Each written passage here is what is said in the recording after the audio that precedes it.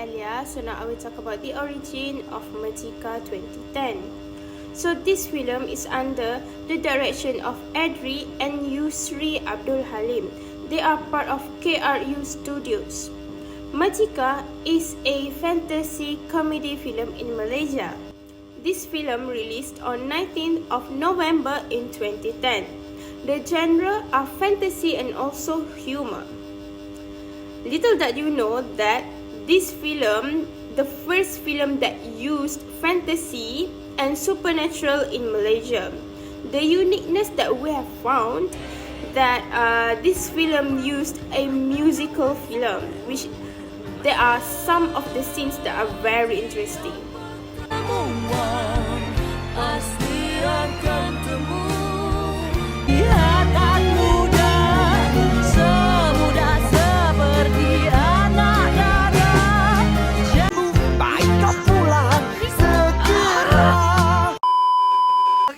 Hi all, allow me to introduce myself. I'm Hani Natasha. We'll discuss about the synopsis of Magika. So let's get started. In general, Magika is telling and portrays about two siblings who is Ayu and Malik. Where these children discover about the worst days of their life that might following the deaths of their beloved mother. So basically, Malik in particular is a person who is despondent and believe that their mother's souls is still with them. Alright, so the plot arises when Ayu and Malik embark on a voyage through a surreal legendary land, which is in Bahasa Malaysia we call it as Budian Places, and the plot takes a fanciful of turn.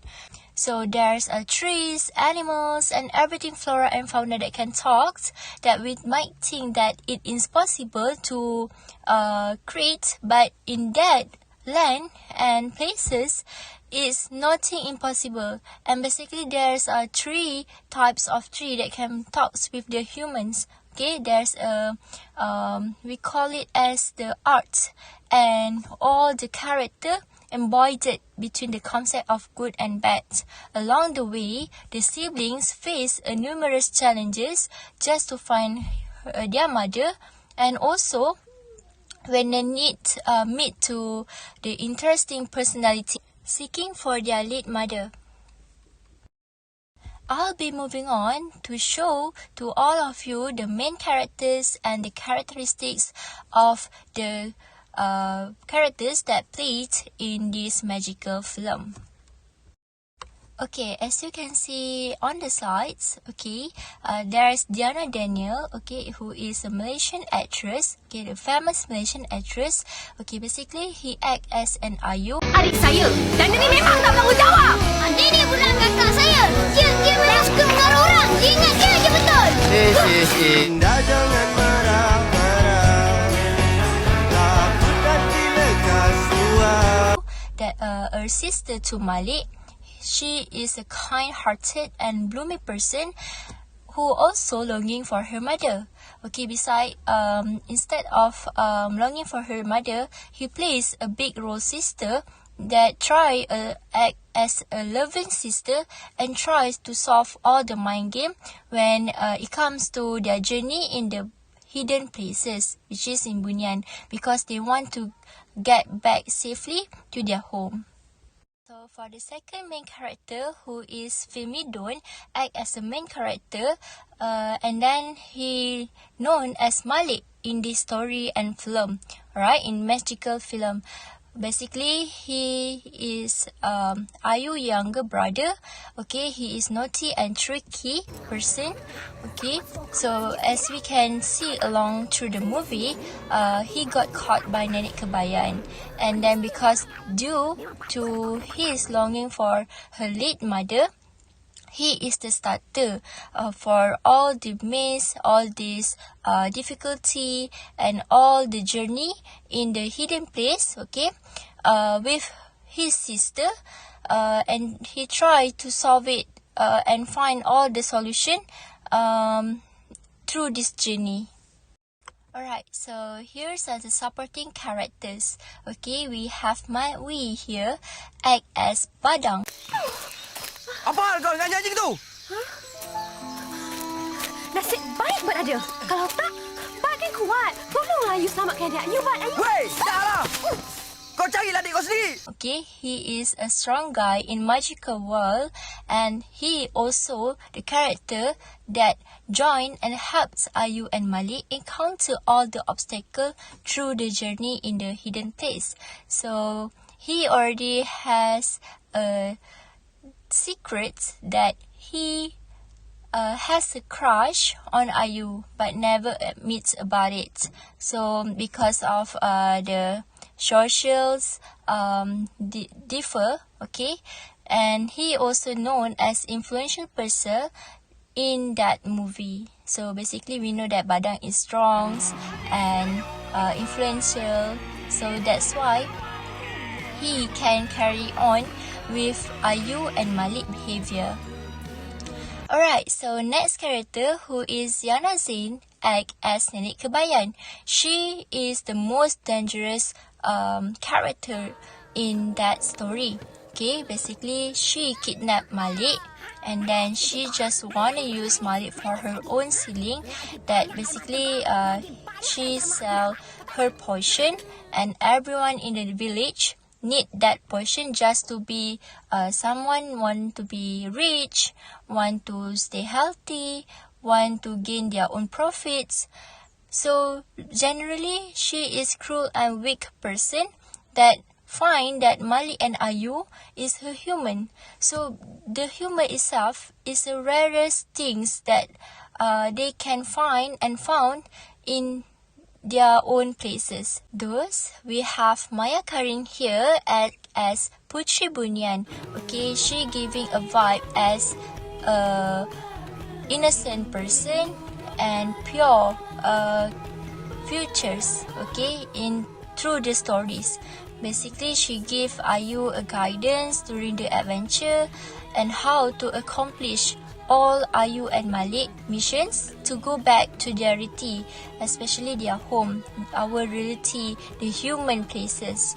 Okay, she is one of the kind and gorgeous creatures that ever exist in those Magika world. So that's why we can say that Putri Bunyan is a better person, but the first place they have their own wicked look, right? Finally, the last character in the magical world film, who is Ning Baizura, act as Putri Gunung Ledang.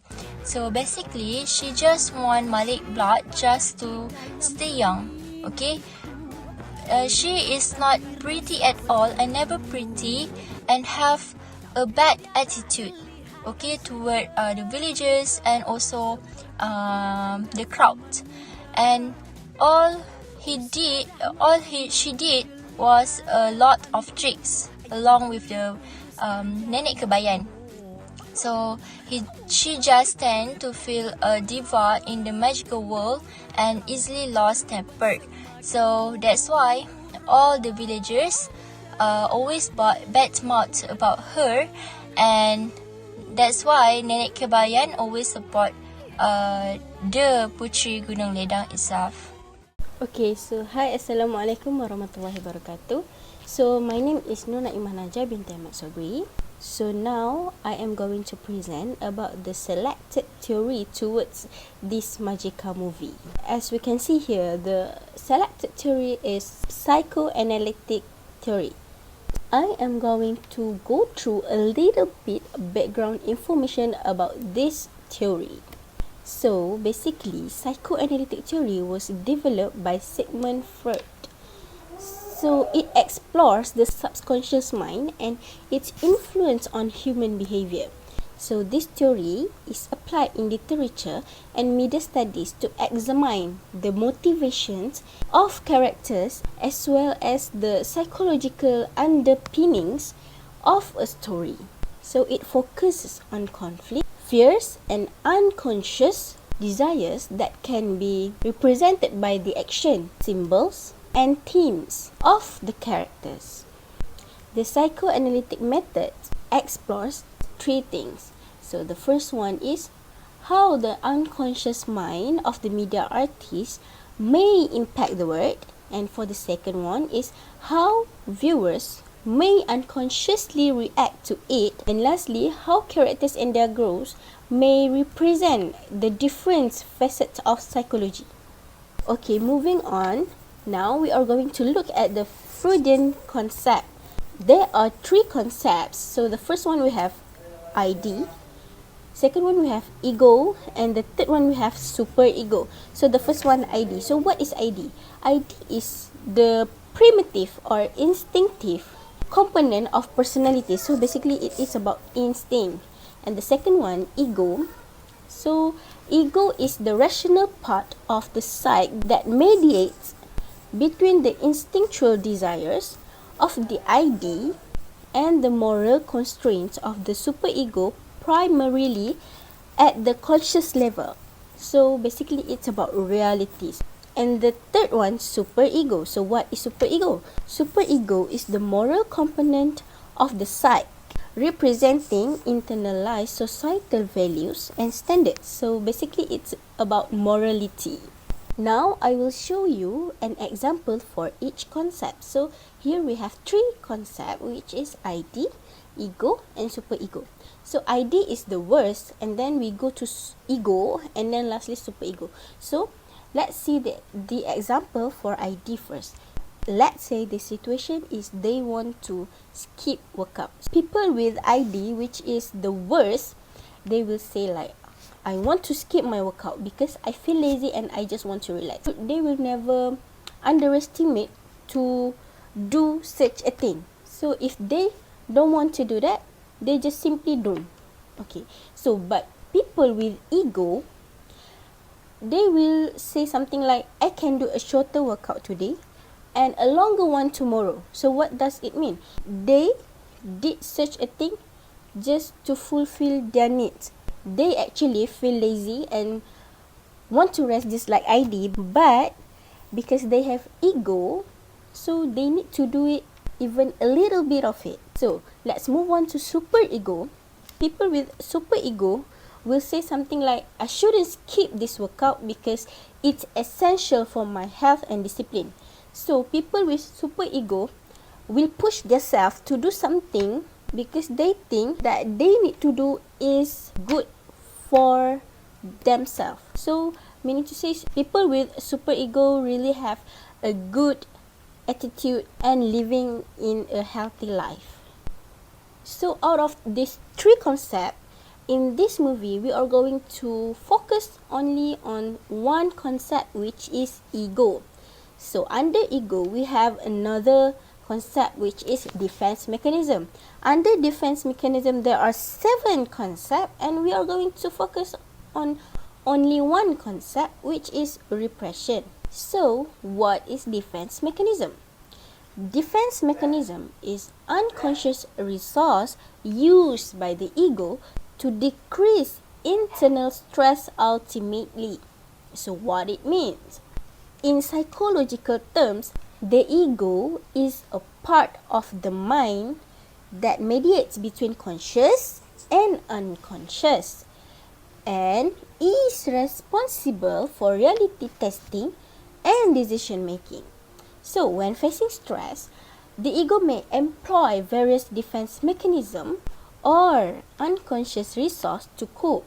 It's like the mind can use this mechanism to keep distressing memories out of conscious awareness, preventing them from causing immediate emotional pain.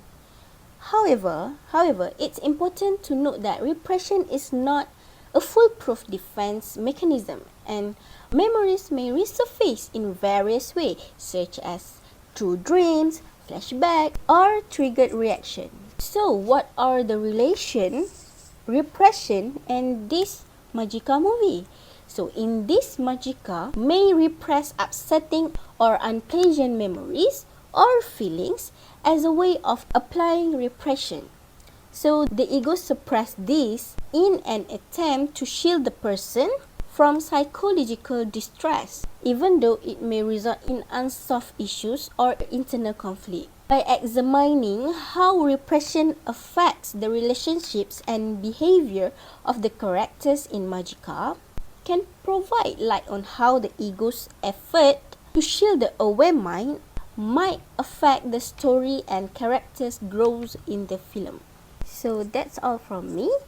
Let's move on to the next presenter. So, Assalamualaikum warahmatullahi wabarakatuh and hi. So, let's proceed to the next part, which is the portrayal of the issues of every themes in the movie itself. So, without further ado, let's take a look at the first theme that have been the first issues that have been discussed in this movie. So, first of all, I think the most clear and obvious theme that is being portrayed in the movie itself is the theme of the parental neglected, which is we can see clearly in the character of the father itself.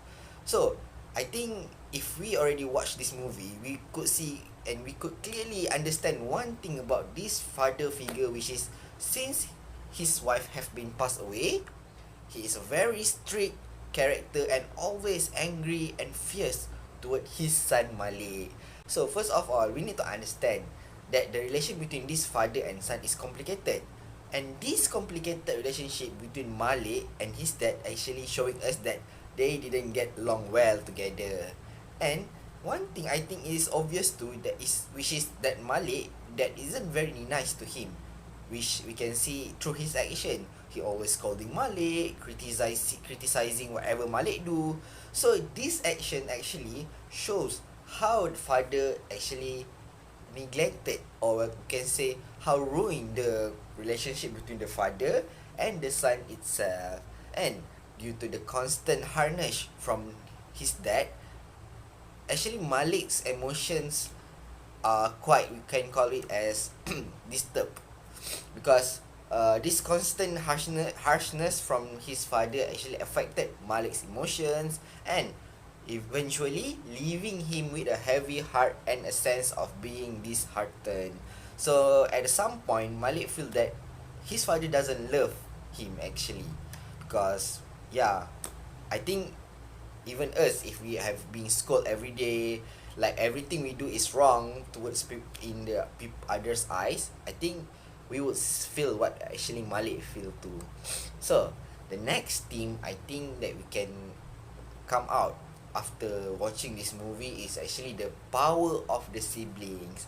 So when I talk about siblings, of course the character that we're gonna talk about in this theme is between Ayu and her brother Malik.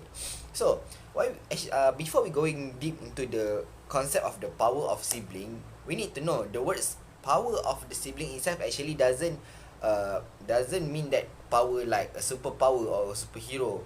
When we talk about power of siblings, first of all, it is a metaphor to show that how the relationship between the sister and the little brother actually can help them through things and thick too. But in this Magika movie, they portrayed the words power of the siblings by showing the true power and the true magical power that came out from the great relationship that Ayu had with her little brother. So the phrase of power of sibling itself is often used or colloquially to describe the unique influential dynamics within the siblings relationship. And the power of the sibling actually lies in enduring the nature of this relationship and their ability to shape, to support and enrich each other live in ways that both are tangible and intangible. And I think actually in the end of the day, in this same movie, it is the power of sibling that help Ayu and Malik survive through the whole story, although they had faced many challenges.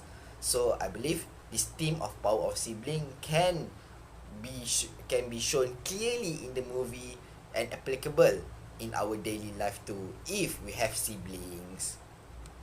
And last but not least, the biggest issues, or I think the most obvious issues or the theme that have been discussed in this Magika movie is the theme of trauma, because we need to understand the breakdown communication between the Malik and his father and his sister too, because at the house in the beginning of the movie, Malik also didn't get along well with his sister, because his sister always tell that due to Malik mischief, his father will always scold his sister.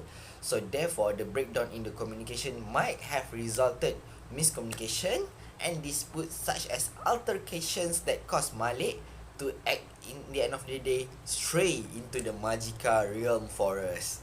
And I believe their unstable family dynamic is mostly caused by Malik's intense sense of remorse over the loss of his mother. Or basically, we could see that this kind of trauma actually developed when Malik lost his beloved mother, and therefore, starting from the day his mother passed away, he had this kind of feeling that it is his fault actually that eventually lead to his mother death. And due to the trauma he experienced, he often has intense emotional outbursts in the form of tantrums, where he expresses his overwhelming feelings in a way that can be difficult to him to control. Because when we're talking about trauma and we're talking about feelings, we have to understand one theory, which is when feelings is like a time clicking bomb, you know, and eventually every time bomb is gonna explode.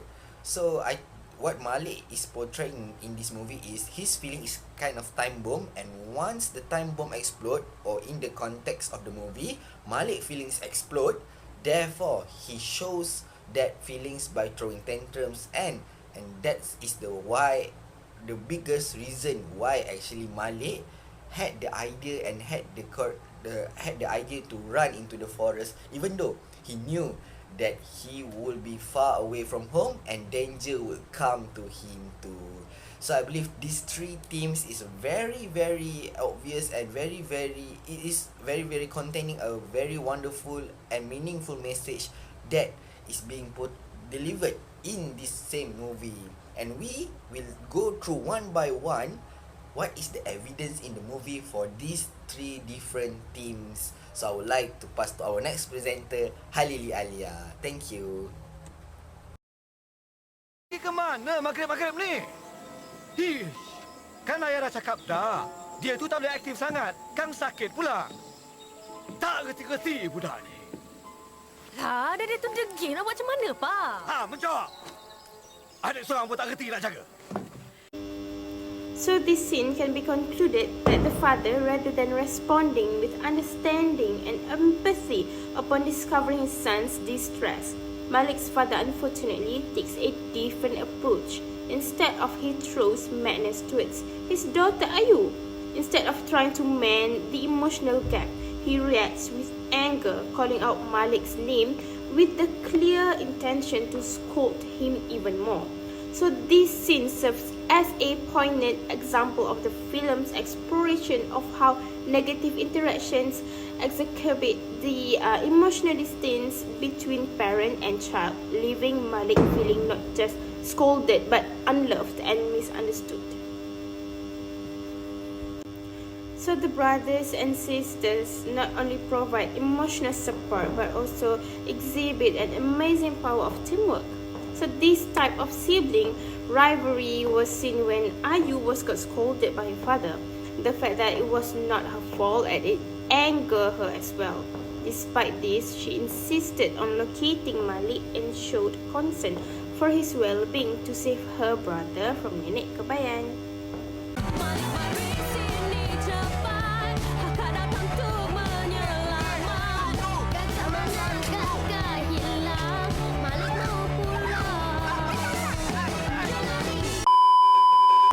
Towards the opening of Magika, there is a moment where Malik throws a tantrum.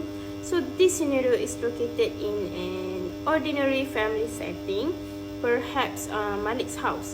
So Malik is shown as a youngster who is furious or annoyed or something. He can be yelling, sobbing, or exhibiting other symptoms of discomfort. Malik, kau ni kenapa? Kau melawan Puan cakap aku, Malik, kau memang nak kena dengan aku, kan? Ya, Mak. Ya, tahu. Semua salah Malik. Kakak pun tak peduli pasal Malik. Melawan. Tak ada siapa pun yang peduli pasal Malik sekarang ni.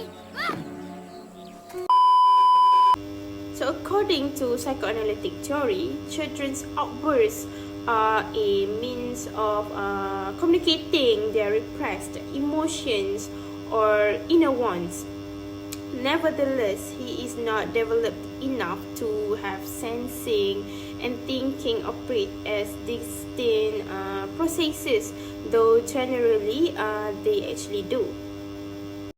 Hi, Assalamualaikum. My name is Nur Izam bin Zamri, and now we are going to look at the relationship between the themes discussed and the psychoanalytic theory. Okay, so coping with grief and guilt in dysfunctional families. Malik blamed himself for the loss of his mother. As was mentioned earlier, Malik and his sister Ayu lost their mother. Malik felt guilty. Why? Because his mother is the donor of his own kidney. And due to the high risk of the surgery, his mother didn't succeed. The impact from his mother's death is that he became more aggressive and more rebel because of the lack of a mother's emotional support and nurturing presence.